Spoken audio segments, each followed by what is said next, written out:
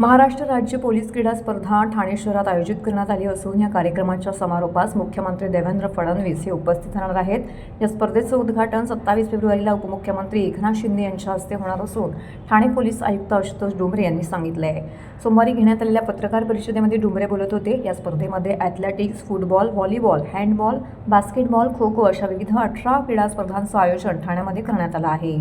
स्पर्धेमध्ये संपूर्ण महाराष्ट्र पोलीस विभागातील एकूण 13 संघ सहभागी झाले असून त्यामध्ये 2323 पुरुष व 606 महिला खेळाडू असे एकूण 2929 खेळाडूंनी भाग घेतला आहे। स्पर्धेसाठी आलेल्या सर्व खेळाडूंची घोडबंदर आणि MMRDAच्या क्वार्टर्स येथे राहण्याची आणि जेवणाची व्यवस्था करण्यात आली आहे।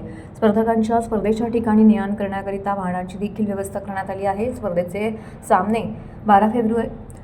सामने 22 फेब्रुवारीपासून सुरू झालेले आहेत। 1 मार्च शनिवारी या स्पर्धेचा समारोप होणार आहे। या समारोपास मुख्यमंत्री देवेंद्र फडणवीस यांच्यासह पोलीस महासंचालक रश्मी शुक्ला उपस्थित राहणार आहेत। तर या स्पर्धेचं उद्घाटन 27 फेब्रुवारीला उपमुख्यमंत्री एकनाथ शिंदे यांच्या हस्ते होणार आहे।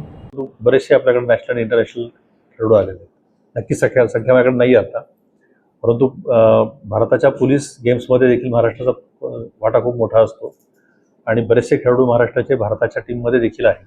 पण मला नक्की संख्या आता सांगता येणार नाही। जास्तीत जास्त लोकांनी स्पर्धा ह्या पाहाव्यात, ऑनलाईन पाहाव्यात, ठाण्यामध्ये असल्यामुळे प्रत्यक्ष येऊन पाहाव्यात आणि जास्तीत जास्त संख्येने येऊन खेळाडूंना प्रोत्साहित पण करावं आणि स्पर्धांचा आनंद देखील घ्यावा। एक त्या ट्रॉफी असतात, त्यामुळे काही कॅश प्राईज वगैरे असं नसतं, परंतु अत्यंत आमच्याकडे दृष्टीने सन्मानाच्या असतात। अशा अनेक वर्षांपासून चालत्या ट्रॉफीज आहेत, त्या ट्रॉफीज आपण त्यांना देत असतो। बेस्ट ॲथलीट आणि बेस्ट म्हणजे सर्वोत्कृष्ट ॲथलीट पुरुष आणि सर्वोत्कृष्ट ॲथलीट महिला, 2 वेगळ्या ट्रॉफीज पण असतात सर्वोत्कृष्ट खेळाडूच्या, त्या आलेल्या असतात। त्यात कॅश किंवा यापेक्षा सुद्धा मान आणि सन्मान हा भाग फार मोठा असतो। गॅलरी आपण बांधलेल्या आहेत, मंडप टाकलेले आहेत, गॅलरीज आहेत, पिण्याच्या पाण्याची व्यवस्था आहे,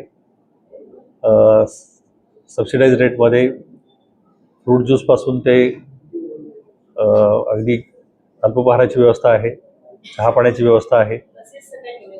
बसेसची वगैरे आपण व्यवस्था नाही की खेळाडूंसाठी आपण केलेली आहे, जनतेसाठी केलेली नाही, परंतु बसेसची व्यवस्था खेळाडूंसाठी आहे।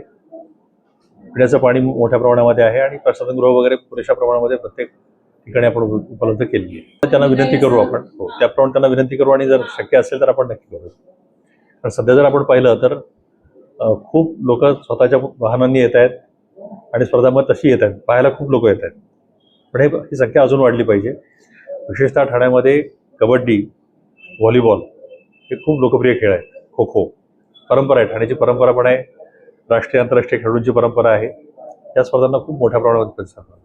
मला आता नावं सांगता येणार नाहीत, परंतु आहेत नॅशनल लेवलला खेळलेले, इंटरनॅशनलला गेलेले पण खेळाडू आहेत, पण मला नक्की संख्या आणि नावं माझ्याकडे आता नाही आहेत।